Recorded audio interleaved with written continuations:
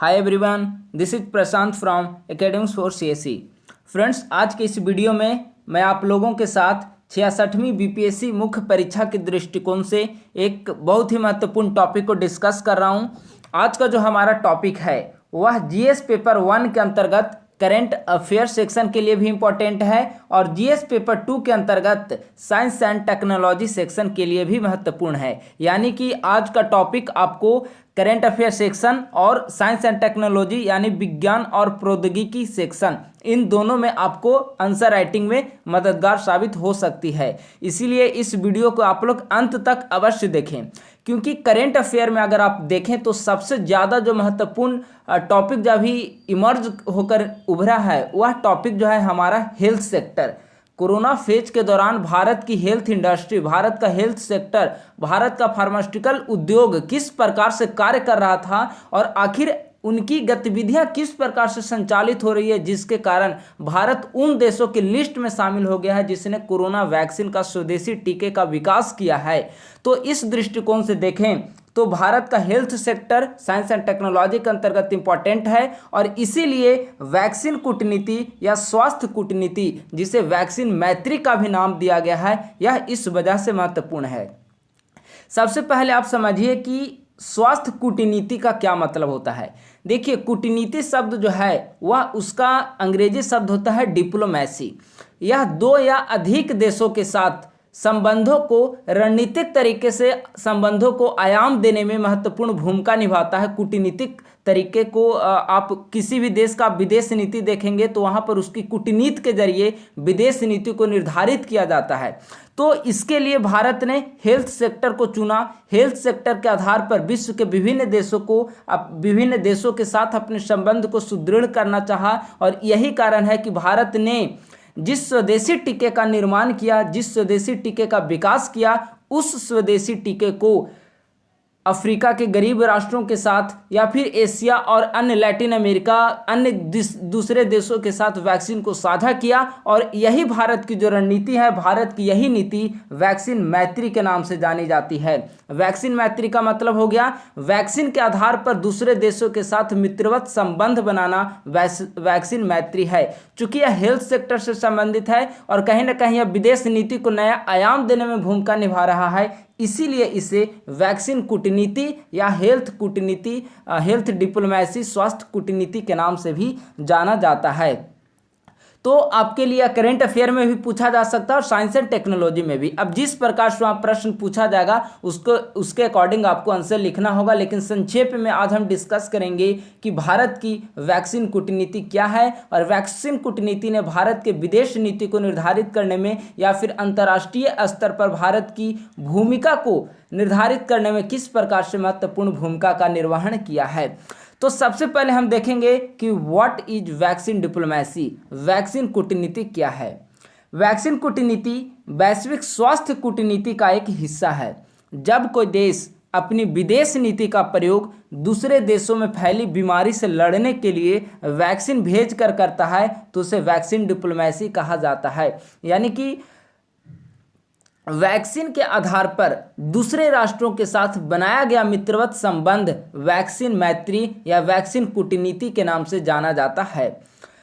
अब आखिर कौन से वैक्सीन का भारत ने विकास किया है उसके बारे में संक्षेप देख लेते हैं, क्योंकि अगर स्वास्थ्य कूटनीति या वैक्सीन कूटनीति आपको लिखना होगा तो आपको कोविड-19 के दौरान हेल्थ सेक्टर कोविड-19 के दौरान किस प्रकार से भारत ने टीके का विकास किया, कौन कौन से इसके प्रमुख चरण रहे, तो इसको आपको वहाँ पर मेंशन करना होगा। हाल ही में drug controller general of India मतलब DCGI ने देश में कोरोना वायरस के विरुद्ध वैक्सीन के रूप में कोविशील्ड और कोवैक्सीन को मंजूरी दी है। भारत में अभी देखा जाए तो कोविशील्ड और कोवैक्सीन यही दो वैक्सीन टीके का प्रयोग किया जा रहा है। कोविशील्ड का निर्माण ऑक्सफोर्ड एस्ट्राजेनेका द्वारा किया गया है और कोवैक्सीन जो है पूरी तरह से हमारा स्वदेशी कोरोना वैक्सीन है, यानी कि यह हमारा स्वदेशी है, इंडिजिनस है। तो इसका जो मेन आधार है, अगर आप देखेंगे कि हाल ही के दिनों में अगर आप न्यूज़पेपर को फॉलो कर रहे होंगे तो आपने देखा होगा कि भारत ने अपने पड़ोसी देशों को तो निःशुल्क ही कोवैक्सीन की टीके उपलब्ध कराई है। साथ ही अफ्रीका के देश हों, अमेरिकी कॉन्टिनेंट को हों, लैटिन अमेरिकी देश हों, एशिया के कई कंट्री हैं जिन्हें भारत ने कोवैक्सीन यानी कि स्वदेशी टीके का वर्जन जो है उसे निर्यात किया है। तो इस प्रकार से कोवैक्सीन जो है वह वर्तमान समय में भारत का जो हेल्थ कूटनीति है उसका मेन सेंटर पॉइंट बना हुआ है।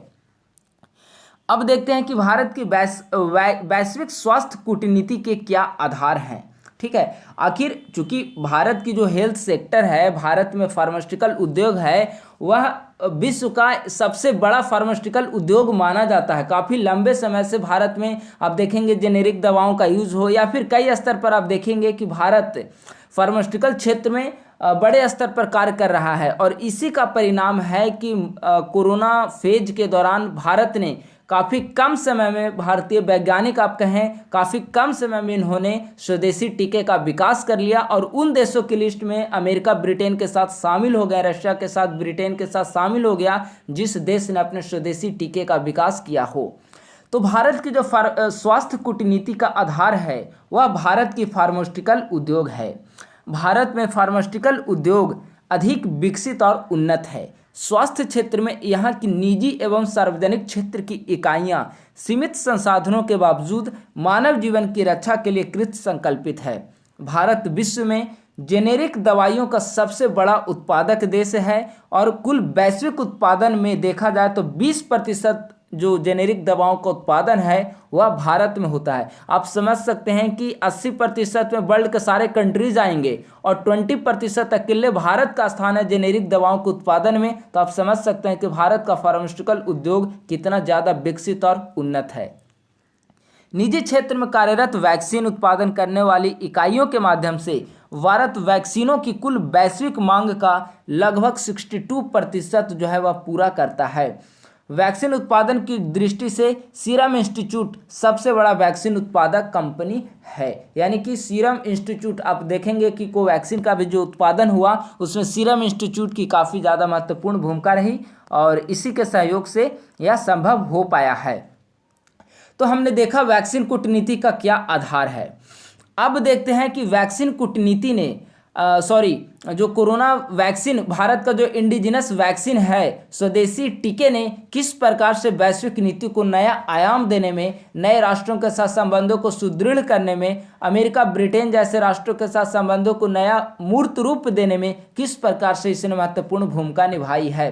तो न सिर्फ हमने स्वदेशी टीके का निर्यात किया, बल्कि आपने देखा होगा, गौर किया होगा कि जब कोरोना फेज का दौर चल रहा था तो हमने कई देशों के साथ पैरासीटामोल का निर्यात किया, हाइड्रोक्सीक्लोरोक्विन, आप देखें HCQ, हाइड्रोक्सीक्लोरोक्विन, रेमडेसिविर जैसी दवाइयाँ, PPE किट आदि जैसे कई ऐसे वस्तुएं हैं जो हेल्थ सेक्टर में जो गरीब देश हैं जहां पर ये सारी सुविधाएं उपलब्ध नहीं है, तो उसे हमने न सिर्फ उस क्षेत्र में, जैसे आप उदाहरण के लिए देखें तो कोरोना फेज के पहले का चरण जो था, PPE किट के उत्पादन के मामले में भारत बिल्कुल शून्य स्थिति में था।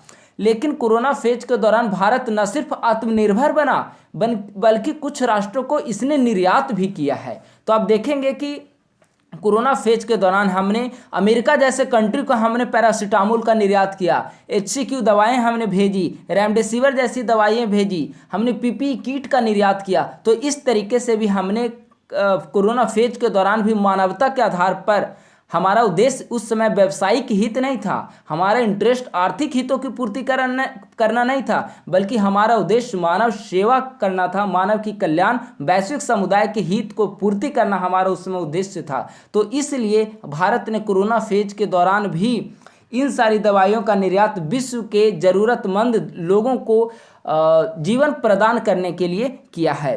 इसी दौर में भारत के द्वारा कोविड-19 के विरुद्ध टीके का निर्माण किया गया है।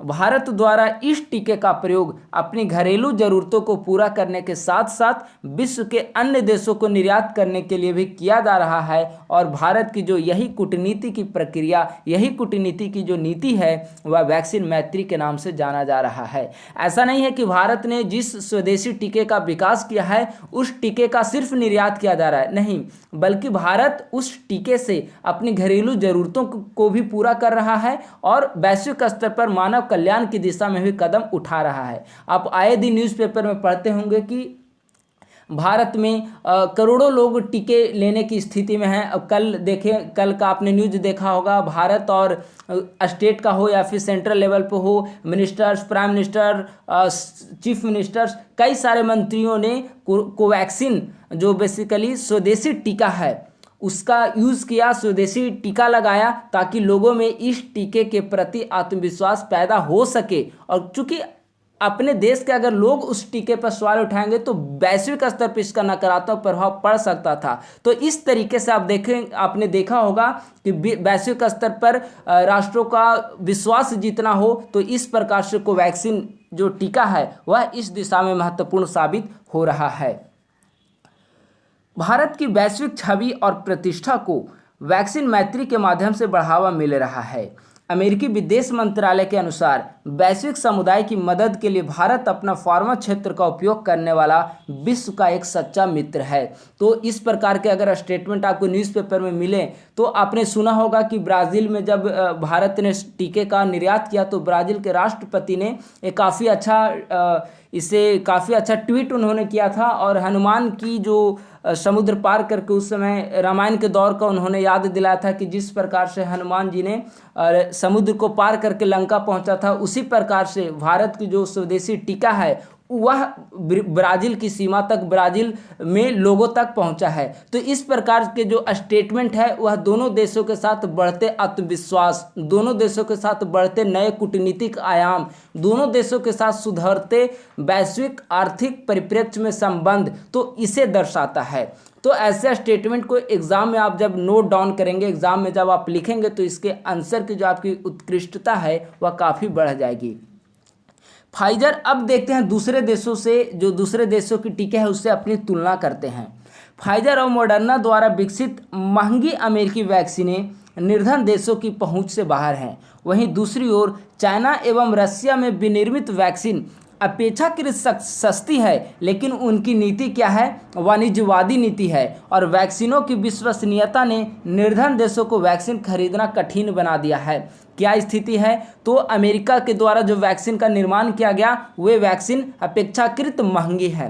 चाइना और रशिया के द्वारा जो वैक्सीन बनाया गया वे अपेक्षाकृत सस्ती तो है, लेकिन उनकी नीति जो है बहुत हद तक आर्थिक हितों को पूरा करना है, उनकी वाणिज्यिक हितों को संभालना है उनकी नीति जो है। और कहीं ना कहीं उन देशों की जो टीके हैं उस पर विश्वसनीयता पर सवाल खड़े हो रहे हैं। इसीलिए कई राष्ट्रों के द्वारा उन देशों से टीके का आयात न कर भारत से इन टीकों का आयात किया जा रहा है। भारत की जो वैक्सीन है वह अपेक्षाकृत अन्य राष्ट्रों की तुलना में सस्ती भी है और अन्य राष्ट्रों की तुलना में विश्वसनीय भी है। यही कारण है कि विश्व के लगभग 92 देशों ने, आप देखिए 92 देशों ने वैक्सीन आपूर्ति हेतु भारत से संपर्क किया है। भारत ने न सिर्फ अपने पड़ोसी देशों को बल्कि ब्राज़ील, इंडोनेशिया, कंबोडिया जैसे देशों को भी वैक्सीन की आपूर्ति की है।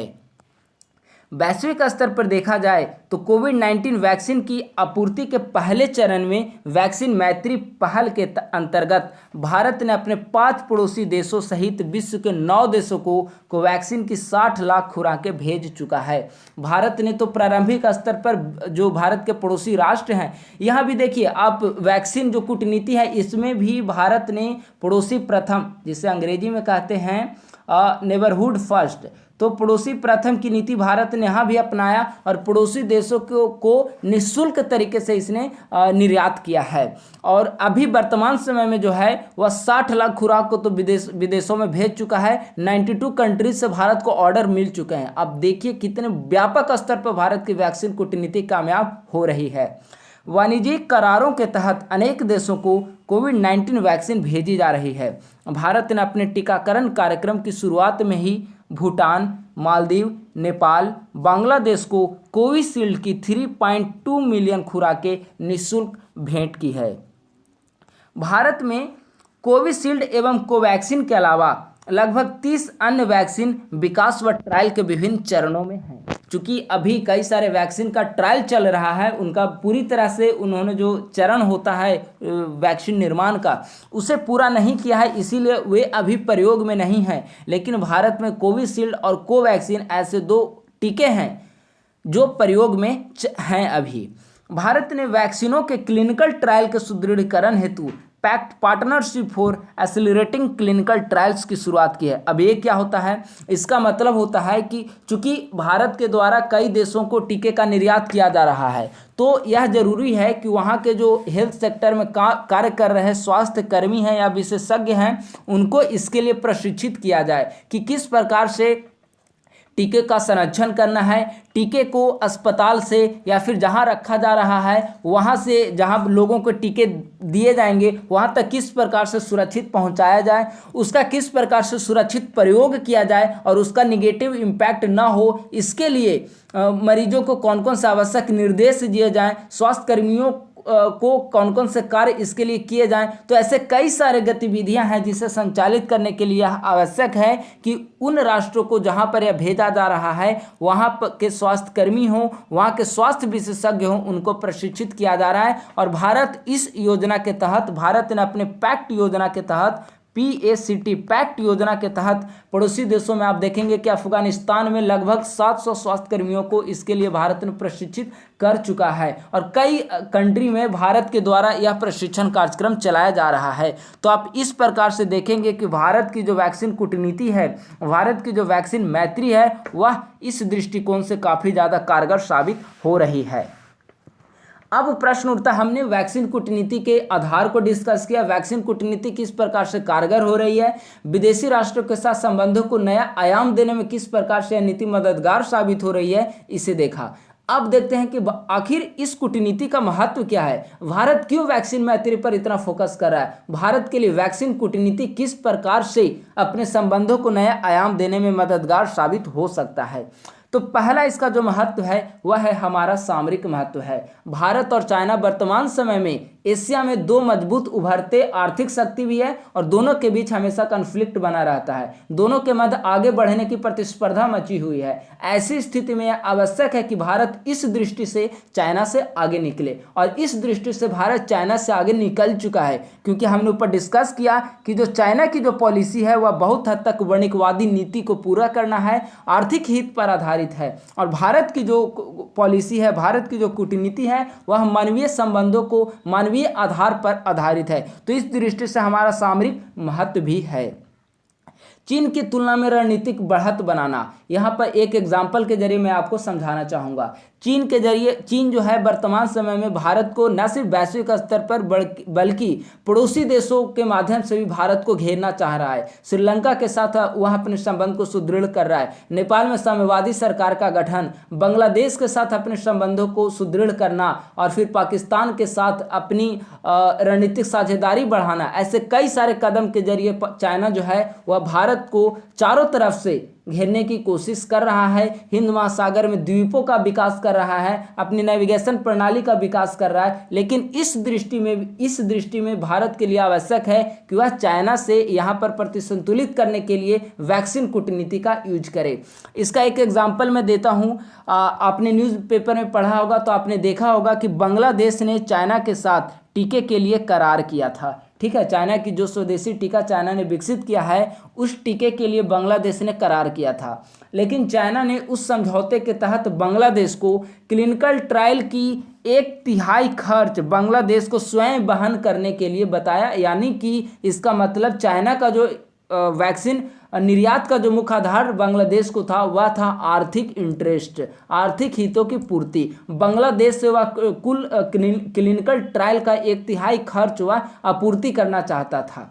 इसीलिए बांग्लादेश ने चाइना के साथ वैक्सीन लेने से मना कर दिया और नए सिरे से बांग्लादेश ने भारत के साथ यह करार किया। किसने? बांग्लादेश ने भारत के साथ करार किया और भारत ने प्रारंभिक स्तर पर तो निःशुल्क निर्यात किया टीके का और उसके बाद बड़े स्तर पर बांग्लादेश को वैक्सीन निर्यात के लिए मंजूरी दे दी है। और इस प्रकार से आप समझ सकते हैं कि इस दृष्टि से भारत ने किस प्रकार से चाइना पर रणनीतिक बढ़त बनाई है। आर्थिक लाभ, हाँ यह बात सही है कि भारत का जो मुख्य उद्देश्य वैक्सीन कूटनीति का है वह आर्थिक ना होकर मानवीय है।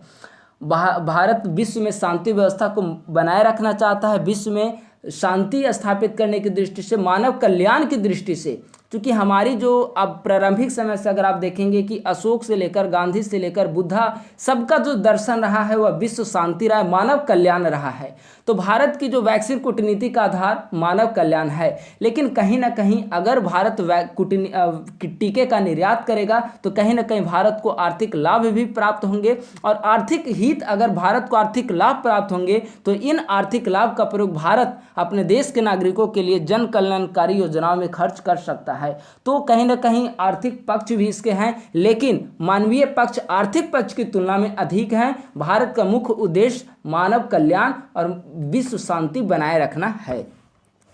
अल्प विकसित देशों के साथ बेहतर संबंध, यह बात किसी से छुपी नहीं है कि अगर भारत विश्व के गरीब राष्ट्रों के साथ टीके का निर्यात करता है तो उन राष्ट्रों के साथ हमारे संबंध भी सुदृढ़ होंगे, कई आयाम इसके लिए हमारे विकसित होंगे। निस्संदेह इस समय हम स्वास्थ्य क्षेत्र में उसके साथ इन्वेस्ट कर रहे हैं, स्वास्थ्य क्षेत्र में हम उसे टीके का निर्यात कर रहे हैं, लेकिन आने वाले समय में यह हमारी आर्थिक और व्यापारिक साझेदारी की दिशा में महत्वपूर्ण कदम साबित हो सकती है, और उन छोटे छोटे राष्ट्रों के साथ हमारे संबंध बेहतर हो सकते हैं। और कहीं ना कहीं इसका आपको वैश्विक स्तर पर प्रभाव देखने को मिलेगा। अगर यूएनएससी में जहां भारत को अस्थायी सदस्यता की बात आएगी तो ये सारे राष्ट्र भारत के पीछे कदम से कदम मिलाकर खड़े होंगे और भारत का अनुसमर्थन प्राप्त होगा। तो निस्संदेह भारत को वैश्विक स्तर पर काफ़ी बढ़त मिलेगी। भारत एक सुपर पावर के रूप में इमर्ज करे, इसके लिए यह आवश्यक है कि भारत स्वास्थ्य के जरिए अपने वैक्सीन कूटनीति को नई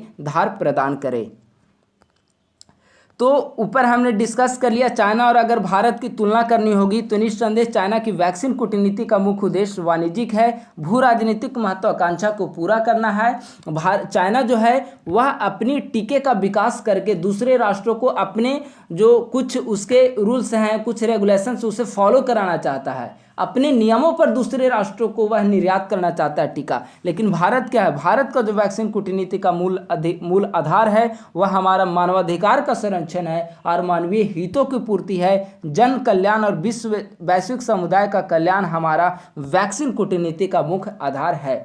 तो इस दृष्टि से भारत का वैक्सीन कूटनीति अपनी विदेश नीति को नए सिरे से आयाम देने में महत्वपूर्ण भूमिका निभा रहा है। कोरोना फेज के दौरान मानव कल्याण की दिशा में भारत के द्वारा उठाया गया यह एक महत्वपूर्ण कदम साबित हो रहा है, और इस कदम के जरिए भारत विश्व को एक नए तरीके से रेखांकित कर सकता है, अंतर्राष्ट्रीय स्तर पर एक वैश्विक महाशक्ति के रूप में उभर सकता है। हेल्थ इंडस्ट्री यहाँ की सुदृढ़ है, यह इस बात का परिचायक है।